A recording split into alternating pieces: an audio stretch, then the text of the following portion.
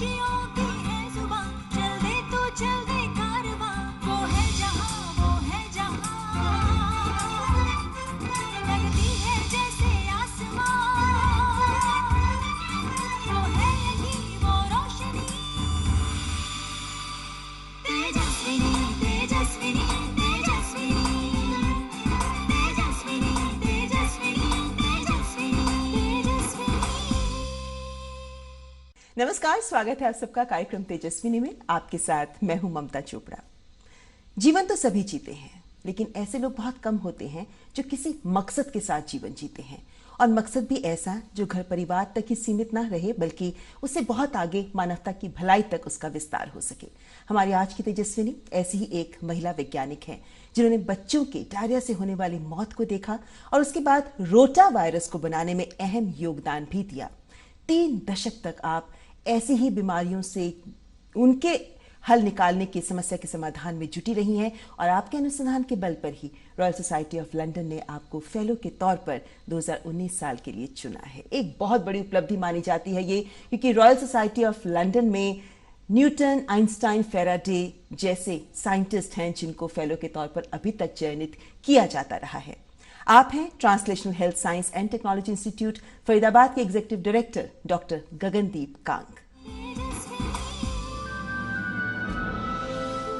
विज्ञान में अनंत संभावनाएं हैं जो मानवता के सामने मौजूद समस्याओं के समाधान के लिए जरिए उपलब्ध कराती हैं, लेकिन इन संभावनाओं को तलाशने के लिए संयम, हिम्मत और परिश्रम चाहिए, जो दिखाया फरीदाबाद के translation health sciences and technology institute में executive director doctor Gagandeep Kang ने, जो पहली भारतीय महिला बन गई हैं जिन्हें अपने 360 साल के इतिहास में रॉयल सोसाइटी ऑफ लंदन ने फेलो चुना है। न्यूटन, आइंस्टाइन जैसे वैज्ञानिक इस सोसाइटी के फेलो रह चुके हैं। डॉक्टर कांग ने भारत के अलावा यूके, अमेरिका में भी पढ़ाई की, 3 दशक तक डायरियल बीमारियों पर शोध किया और रोटा वैक्सीन बनाने में भी आपका अहम योगदान रहा है, जिससे हर साल भारत में 1 लाख से ज्यादा बच्चे मरते रहे हैं। अनुसंधान को व्यापक फील्ड स्टडी से जोड़ने का श्रेय भी डॉक्टर कांग को जाता है, जो अब कॉलेरा, टाइफाइड जैसी बीमारियों पर शोध कर रही हैं। डॉक्टर कांग के 300 पेपर प्रतिष्ठित जर्नल्स में पब्लिश हो चुके हैं। आपको कई सम्मान मिल चुके हैं, जिनमें women bioscientist of the year, Infosys prize in life sciences समेत लंबी फहरिस्त शामिल है। भारत के बच्चों के लिए रोटा वायरस की वैक्सीन बनाने वाली डॉक्टर गगनदीप कांग ही हैं हमारी आज की तेजस्विनी। तो आइए करते हैं बात डॉक्टर गगनदीप कांग से। डॉक्टर कांग, बहुत बहुत स्वागत है आपका तेजस्विनी में। Thank you. डॉक्टर कांग, आपने एक बहुत बड़ी उपलब्धि हासिल की है। अपने रिसर्च के आधार पर आपने बहुत सारी ऐसी बीमारियों का हल ढूंढने में आप लगी हुई हैं जिनके बारे में अभी तक हम उन्हें अपनी किस्मत मानकर या ये मानकर चलते थे कि ये ऐसा ही चलेगा।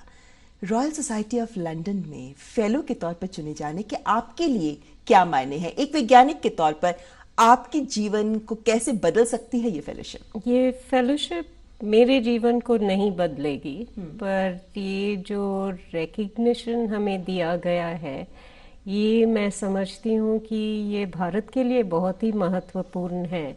क्योंकि जब हम सोचते हैं रिसर्च के बारे में और क्लिनिकल रिसर्च के बारे में, मतलब कि हम पेशेंट्स पे काम करते हैं, कम्युनिटी में जाके लोगों के साथ रिसर्च करते हैं, तो जब हम इस रिसर्च के बारे में सुनते हैं मीडिया में, तो सभी लोग कहते हैं कि हमारे लोग गिनी पिग बन गए हैं, जो रिसर्च हो रहा है ये ठीक नहीं है, ये एक्सपेरिमेंट्स कर रहे हैं ताकि कंपनीज बहुत पैसा कमाएं।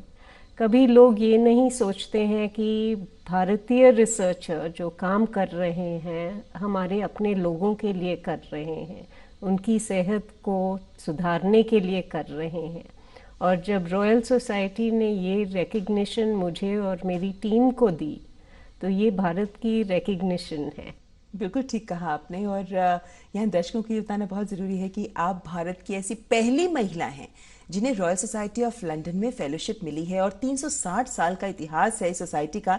लेकिन हैरानी नहीं होती कि इतने सालों में कोई भारतीय महिला वैज्ञानिक नहीं इसकी फेलो बन पाई? इतने सालों का इंतजार क्यों?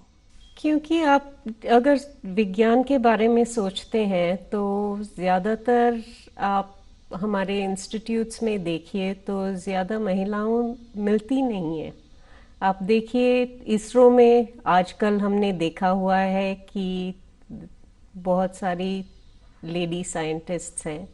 मेडिसिन में आप देखें तो डॉक्टर्स बहुत दिखती हैं, पर दूसरी फील्ड्स में अगर आप देखें तो ज़्यादातर सीनियर लेवल पे महिलाएं नहीं दिखती हैं।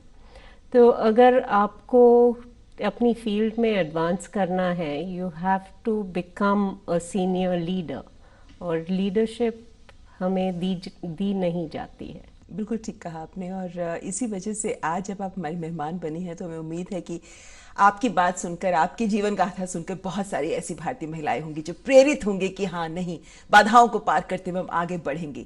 आपके रास्ते में भी बाधाएं तो बहुत आई होंगी डॉक्टर कांग। कैसे रोटा वायरस वैक्सीन बनाई और कैसे रिसर्च को आगे बढ़ाया? अगर आप देखें मेरी ट्रेनिंग क्या हुई थी, मैंने मेडिसिन MBBS किया था और वो क्रिश्चियन मेडिकल कॉलेज वेलोर में किया था, और मैंने MD और PhD वहीं से की थी। MBBS और MD करने में कोई प्रॉब्लम नहीं थी, क्योंकि ये तो आप एग्ज़ाम लिखेंगे, अगर आप इसमें सफल हुए तो आपको एडमिशन मिल जाती है। पर जब आप फैकल्टी मेंबर बन जाते हैं तब आपको देखना पड़ता है कि आपके डिपार्टमेंट का स्ट्रक्चर क्या है, आपको कौन कह रहा है क्या काम करना चाहिए। तो जब मैंने कहा कि मैं डायरिया पे काम करूंगी, क्योंकि डायरिया बहुत ही बच्चों के लिए बहुत बड़ी समस्या है, तो मेरे सुपरवाइज़र ने कहा diarrhoea is dead, there is no reason for anybody to work on diarrhea anymore, we have solved the problem. नहीं, लेकिन ये तो बात 1990-2000 के दशक की रही होगी, जब रोटा वायरस से ही लगभग 1.25 लाख 1.5 लाख बच्चे हमारे देश के मर जाते थे। उस वक्त लोग वायरस के लिए चेक नहीं करते थे। सभी लोग समझते थे कि डायरिया होता है क्योंकि बैक्टीरिया है, और अगर बैक्टीरिया है तो एंटीबायोटिक्स देंगे और डायरिया ठीक हो जाएगा।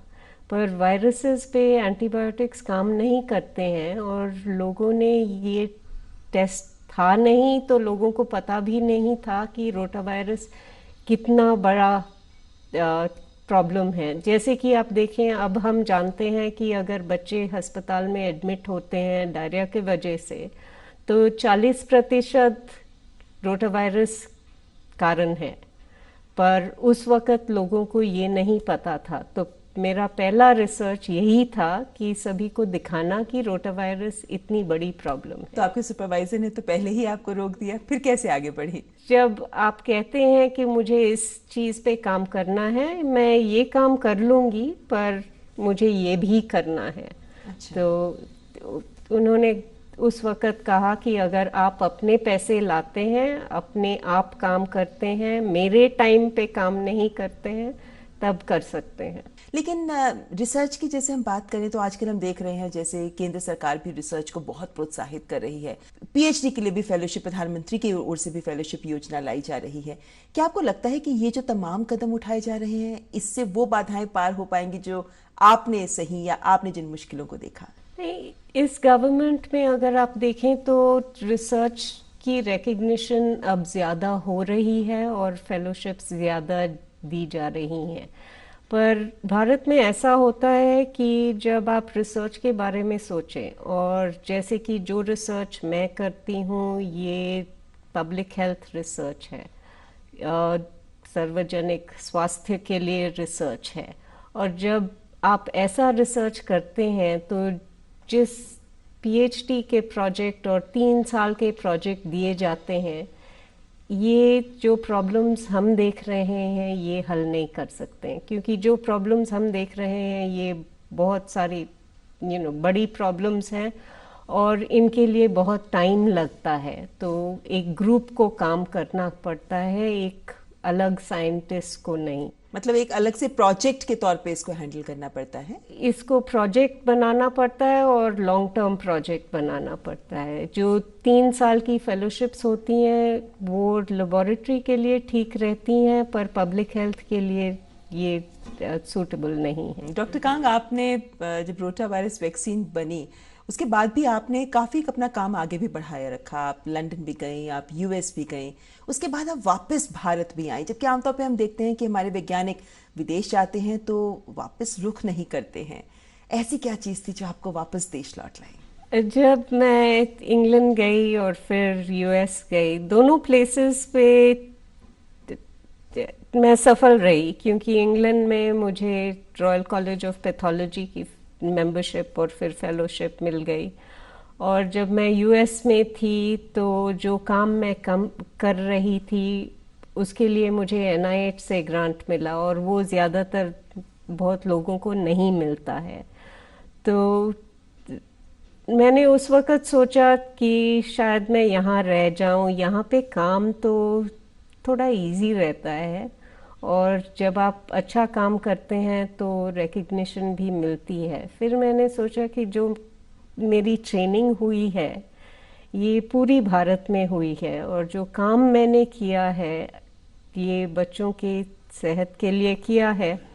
और अगर मैं यहाँ रही तो यहाँ पे हज़ारों लोग हैं ऐसे, सभी लोग जो आते हैं यही करते हैं। अगर मैं वापस जाऊं तो जो मैं करूंगी भारत में शायद 4-5 लोग ही कर सकेंगे। आपको श्रेय जाता है कि आपने फील्ड स्टडीज की शुरुआत की। आमतौर पर इस स्तर की, बड़े स्तर की फील्ड स्टडीज होती नहीं थी, तो आपको ये आइडिया भी क्या विदेश से ही आया, और आपको लगता है कि जो आपने लाइन ऑफ रिसर्च की उसके लिए जरूरी था? इसमें भी मुश्किल आई होगी लेकिन आपको। जब आप फील्ड स्टडीज करते हैं तो आपको ये शायद ये कह सकते हैं कि it's outside your comfort zone, क्योंकि हमारी जो ट्रेनिंग होती है रिसर्च में, मेडिसिन में, ये अस्पताल में होती है, ये लेबोरेटरी में होती है।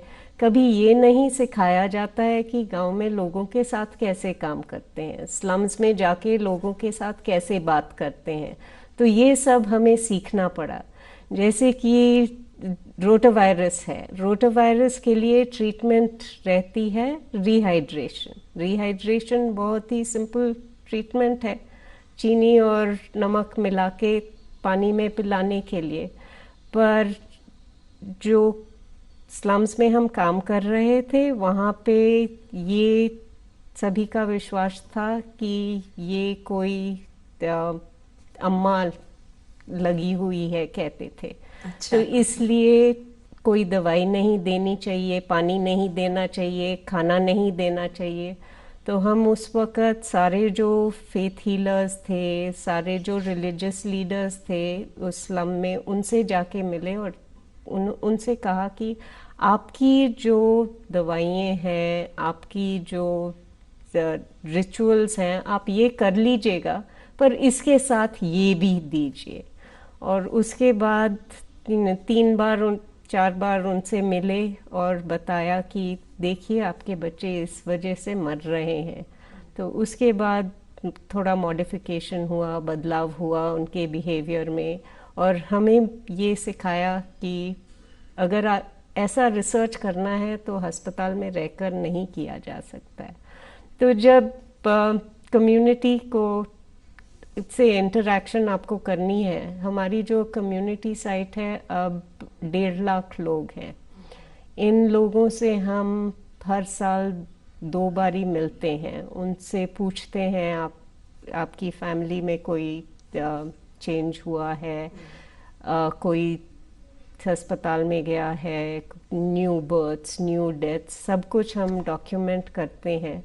पर ये हम आपको लिविंग लेबोरेटरी कह सकते हैं, और दुनिया में ये शायद जो फील्ड साइट्स हैं उनमें से एक सबसे बड़ी वाली यही है। डॉक्टर काम, बचपन से आपको ऐसा माहौल मिला घर पे कि आप इस तरीके से पढ़ाई की तरफ भी आकर्षित हो और उसमें भी रिसर्च की तरफ, क्योंकि आपके पिताजी तो मैकेनिकल इंजीनियर थे और माताजी भी काम करती थी, तो आपको ये काम करना और कुछ नया करना, क्या ये जज्बा आपके माता पिता से मिला? बिल्कुल उन्हीं से मिला है। मेरे फादर जब भी हम स्कूल बदलते थे, और मैंने 10 स्कूलों में पढ़ा हुआ है, तो हर 2 साल हमारी ट्रांसफ़र हो जाती थी और नया स्कूल ज्वाइन करना पड़ता था। और जिस स्कूल में मैं जाती थी वहाँ पे जो दूसरे बच्चों ने पढ़ा था मैंने वो पिछले स्कूल में नहीं पढ़ा होगा, तो हमें हर गर्मी की जब छुट्टियाँ मिलती थी तो उस वक़्त कैचअप करना पड़ता था। और जब साइंस के सब्जेक्ट्स आए तो मेरे फादर ने कहा कि हम घर पे लेबोरेटरी बना लेंगे। तो अच्छा। माइक्रोस्कोप था, फ्लास्क्स थे, फिजिक्स की एक्सपेरिमेंट्स, लेंसेज हम खरीदते थे ऑप्टिक्स एक्सपेरिमेंट्स करने के लिए। तो ये सब मेरे फादर के वजह से हुआ है, और काम करना और दृढ़ता मेरी मदर से आया है। चलिए, आपसे बातचीत यहाँ आगे भी जारी रखेंगे डॉक्टर कांग, लेकिन फिलहाल यहाँ रुकेंगे एक छोटे से ब्रेक के लिए। आप बने रहे हमारे साथ, देखते रहें तेजस्विनी।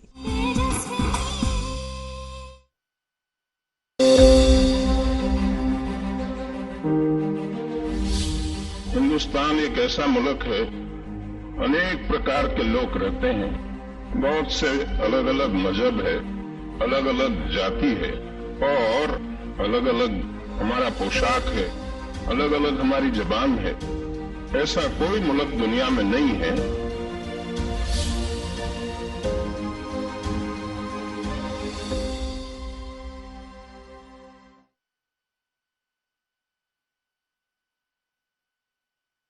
तेजस्विनी, जिसमें आज हमारे साथ हैं देश की ऐसी पहली महिला वैज्ञानिक जिन्हें रॉयल सोसाइटी ऑफ लंदन ने फेलो के तौर पर उनका चुना है। आप हैं डॉक्टर गगनदीप कांग। डॉक्टर कांग, आप अपने बारे में हमसे तमाम बातें कर रहे हैं, लेकिन ये बताइए हमें कि क्या कभी ऐसा भी कोई मौका आया जब आप हताश महसूस कर रही थी? क्योंकि आमतौर पर सफलता को हम आंकते हैं कि आज आप जो हैं, लेकिन इस सफलता के पीछे जाहिर है बहुत हताशा भी रही होगी, बहुत टेंशन भी रही होगी, बहुत सारे ऐसे पल रहे होंगे जब आपको भी किसी की प्रेरणा की ज़रूरत पड़ी होगी। जब मैं रोटावायरस पे काम कर रही थी मुझे पता था कि अगर वैक्सीन की ट्रायल करनी है तो हमें लेबोरेटरी की बहुत ज़रूरत पड़ेगी, क्योंकि जब आप वैक्सीन टेस्ट कर रहे हैं तो सैंपल्स आते हैं लैब में टेस्ट करने के लिए, और नई लेबोरेटरी बनानी थी क्योंकि लाइसेंचर के लिए वैक्सीन जब बनाते हैं तो कंपनी इनको टेस्ट करवाना चाहती है, और हमारे जो रेगुलेटरी अथॉरिटीज़ हैं उनसे लाइसेंचर की ज़रूरत है। जब वो लेबोरेटरीज़ बनानी होती हैं तो उनका स्टैंडर्ड अलग ही रहता है, और मुझे जगह चाहिए थी लेबोरेटरी बनाने के लिए, और मैंने अपने लैब को देख के एक जगह ढूंढ ली थी, और पर उसे एयर कंडीशनिंग वहाँ पे उसकी ज़रूरत थी। हमारा जो अस्पताल था उसमें हमारे डायरेक्टर थे और वहाँ पे इलेक्ट्रिसिटी रिडक्शन की कोशिश कर रहे थे, और जब मैं डायरेक्टर के पास गई और कहा कि मुझे 1.5 टन के एयर कंडीशनर चाहिए, उन्होंने कहा नहीं हो सकता। मैंने कहा ये लैब बनाना है, ये बहुत ही इम्पोर्टेंट है, ये जो काम हम कर रहे हैं इससे एक साल में 10,000 बच्चों की लाइव्स हम सेव कर सकते हैं। उन्होंने कहा बिल्कुल ही नहीं। उस वक़्त मैंने सोचा मैं ये यहाँ पे क्यों ऐसा काम कर रही हूँ, इतनी छोटी सी बात है और इतनी बड़ी बात बना दी है हमारे डायरेक्टर ने। इनको समझ ही नहीं आता कि मैं क्या कर रही हूँ। ये समझते हैं कि जब आप अस्पताल में काम करते हैं तो एक पेशेंट देख के एक पेशेंट की देखभाल बहुत ही महत्वपूर्ण है, पर जब आप कम्युनिटी में काम करते हैं इनको लगता है कि सभी टाइम वेस्ट कर रहे हैं।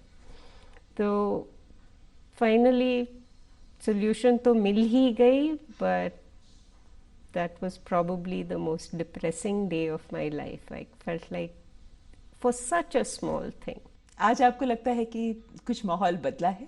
आजकल ऐसा नहीं होता है, पर मुझे ये पता भी नहीं है कि अगर जैसे कि मैं उस वक़्त एक एसोसिएट प्रोफेसर थी, तो जब आप देखते हैं तो ये तो जूनियर पोजीशन रहती है। आजकल मैं प्रोफेसर हूँ, डायरेक्टर हूँ, तो कोई मुझे बाधा नहीं डाल सकता है। पर जो जूनियर प्रोफेशनल्स हैं उनके काम में क्या बाधा दूसरे लोग डाल रहे हैं, ये मुझे तो पता नहीं है अभी, पर होगा। आपने एक जगह कहा है डॉक्टर कांग कि अगर आप एक पुरुष होती तो आपका करियर अलग तरीके से, करियर ग्राफ अलग तरीके से आगे बढ़ता। इसका क्या मतलब है? आप अगर देखें कि जब महिला और पुरुष साथ काम करते हैं, कौन बढ़ता है, किसको सपोर्ट दिया जाता है? आप देखिए किसी इंस्टीट्यूशन के अंदर, अस्पताल के अंदर, कॉलेज के अंदर, या आप जब कमिटीज़ पे बैठती हैं, जब ग्रांट्स रिव्यू होते हैं, और रिसर्चर के लिए ग्रांट्स महत्वपूर्ण रहते हैं क्योंकि यही तो सपोर्ट मिलता है आपको काम करने के लिए। और आप अगर देखें कमिटीज़ पे कौन है, किसके ग्रांट्स आगे बढ़ते हैं, आप देखेंगे कि जो महिलाएं हैं बहुत ही कम रहती हैं इसमें। और इनको बढ़ाना, मैं सोचती हूँ कि ये शायद मेरा नेक्स्ट टारगेट होगा। ज्यादा महिला वैज्ञानिकों की तादाद या रिसर्चर्स की तादाद आगे लाना? हाँ बिल्कुल, बिकॉज महिलाएं काबिल रहती हैं, उनको अगर काम दिया जाता है तो वो जो रिस्पॉन्सिबिलिटी है वो तो हर वक्त एग्जीक्यूट कर सकती हैं। ज्यादा सिंसेरिटी से करती हैं? सिंसेरिटी से करती हैं। अगर रिस्पॉन्सिबिलिटी है तो एब्सोल्युटली ये रिस्पॉन्सिबिलिटी ये फुलफिल करती हैं। पर उनको मौका नहीं दिया जाता है, उनको सपोर्ट नहीं दिया जाता है, और कुछ देर के बाद उनमें कॉन्फिडेंस नहीं रहता है कि मैं भी ये करके दिखा सकती हूँ। अगर उन्हें थोड़ा सा सपोर्ट दिया जाए और जो जूनियर्स हैं उनको सपोर्ट दिया जाए तो वो करके दिखाएंगी। आप खुद एक मेंटोर, आजकल कई ट्रेनर्स को ट्रेन कर रही होंगी आप, आपकी मेंटोर भी फीमेल रही हैं खुद। क्या फर्क आता है जब विज्ञान या वैज्ञानिक रिसर्चर के तौर पर महिलाएं आगे आती हैं? वो माहौल में क्या परिवर्तन आता है? रिसर्च में किस तरीके का आपको लगता है परिवर्तन लाया जाता है जब महिलाएं आगे आ जाती हैं इस क्षेत्र में? मेरी मेंटर डॉक्टर मेरी एस्टिस थी, और जब मैंने अपना लैब शुरू किया था, मेरी पहली 3 स्टूडेंट सारी महिलाएं थी। उनके साथ जब मैं काम करती थी, हमारी इंटरेक्शन प्रोफेशनल रहती थी, पर्सनल रहती थी, और जो सपोर्ट हम एक दोनों को देते थे वो कोई और माहौल में नहीं मिलता है। अच्छा। जब मैं देखती हूँ, मैंने कितने पीएचडी स्टूडेंट्स ट्रेन किए हैं तो ज़्यादातर महिलाएं रही हैं। जब मैं यहाँ ट्रांसलेशनल हेल्थ साइंस इंस्टीट्यूट में पहले आई तो यहाँ पे एक ही महिला फैकल्टी पे थी, और जो वातावरण यहाँ रहा था वो बहुत ही अनकंफर्टेबल था। और आजकल हमारे पास अबाउट 1/3 महिलाएं हैं। यानी बदलाव आ रहा है, चाहे धीरे धीरे ही सही। क्या हम ये माने कि डॉक्टर गगनदीप कांग के पीछे उनके हस्बैंड द न्यूरोसर्जन, उनका बहुत बड़ा हाथ है? बिल्कुल। So my husband is very patient. मैं अभी 3 साल हो गए हैं मैं यहाँ रही हूँ, और मेरे हस्बैंड वेलोर में हैं, तो उन्होंने कभी नहीं कहा है कि आपको नहीं जाना चाहिए। कहते हैं कि जो करना है करो, you are as good as me, you do what you like, so we have been doing that. लेकिन आपने जैसे रोटा वायरस पे काम किया, अब आप डायरियल डिजीज पर भी काम कर रही हैं। अब आगे और कौन कौन सी ऐसी बीमारियां हैं जिनका तोड़ आप अभी ढूंढ रही हैं? यहाँ पे जो इंस्टीट्यूट है ये ट्यूबरक्यूलोसिस पे काम करता है, ये मैटरनल एंड चाइल्ड हेल्थ पे काम करता है, और एक और एरिया हमने लिया हुआ है पॉइंट ऑफ केयर डायग्नोस्टिक्स। जो भारत में जब बीमारियां होती हैं बहुत सारे लोगों को पता नहीं चलता है कि क्या बीमारी है, तो इसलिए डायग्नोस्टिक्स बहुत ही इम्पोर्टेंट रहते हैं। और जो डायग्नोस्टिक्स हम देख रहे हैं पॉइंट ऑफ केयर डायग्नोस्टिक्स है, मतलब कि आपको यहाँ बीमारी हुई, आप डॉक्टर के पास गए और 5 मिनट या 20 मिनट में आपको पता चल जाए कि ये बीमारी है। तो फीवर्स को हम देख रहे हैं कि फीवर का डायग्नोसिस जल्दी जल्दी कैसे हो सकता है, ताकि हम बता सकें कि कौन सी ट्रीटमेंट सही ये तो बहुत रहेगी। आवश्यक हो गया, क्योंकि आजकल खास तौर पर हम देखते हैं कि फीवर हो गया है, लेकिन फीवर ओवरलैपिंग सिम्टम्स होते हैं। कौन सा है फीवर, किसका है वो सिम्टम आप पता ही नहीं कर सकते। तो आप देखिए डेंगू, चिकनगुनिया, टाइफाइड, मलेरिया, और लोगों को पता नहीं चलता है, पर scrub typhus and leptospirosis, north India में स्क्रब टाइफस और म्यूरिन टाइफस होता है, और सदर्न इंडिया में लेप्टोस्पायरोसिस एंड स्क्रब टाइफस होता है।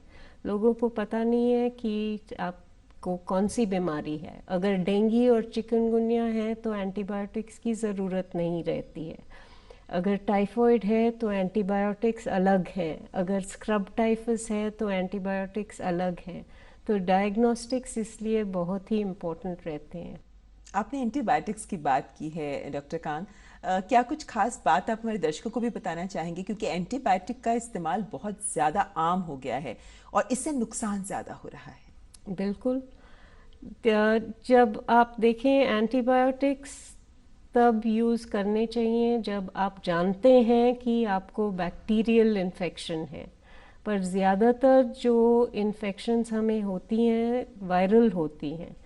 अगर ज़ुकाम हो, अगर डायरिया हो, तो 40-50% होता है वायरसेस की वजह से। तो जो बैक्टीरियल इन्फेक्शंस रहती हैं वो तो बहुत ही कम होती हैं। जब निमोनिया हो जाता है तो आधा निमोनिया बैक्टीरियल होता है, आधा वायरल होता है।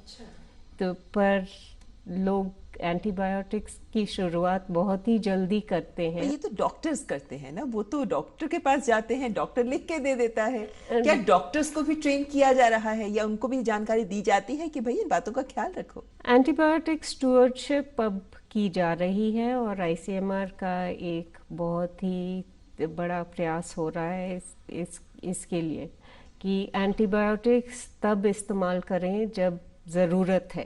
पर ऐसा भी होता है कि जब पेशेंट्स जाते हैं डॉक्टर के पास, तो अगर डॉक्टर आपको पैरासीटामोल ही दे दे या सेलाइन नोज ड्रॉप्स ही दे दे, आप समझते हैं कि ये डॉक्टर सही ट्रीटमेंट नहीं कर रहा है, पर यही तो सही ट्रीटमेंट है। ये भी समझना बहुत ज़रूरी है। अच्छा, ये बीमारियों की बात, रिसर्च की बात, पढ़ाई की बात, इससे हटकर डॉक्टर कांग को क्या कुछ पसंद है? मैं पढ़ती बहुत हूँ, फिक्शन और नॉन फिक्शन, एंड मेरा इंटरेस्ट कुकिंग में है।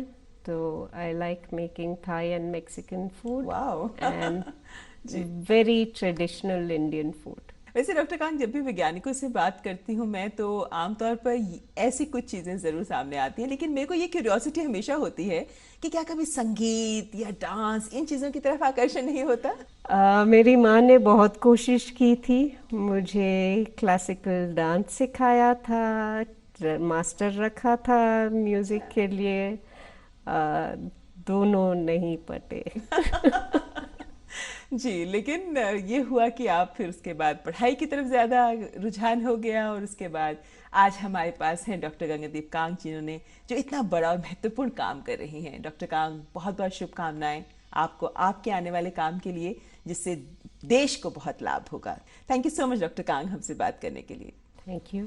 तो थी हमारे साथ डॉक्टर गगनदीप कांग। आज तेजस्विनी कार्यक्रम में बस इतना ही। अगले हफ्ते फिर होगी मुलाकात एक और तेजस्विनी के साथ। नमस्कार।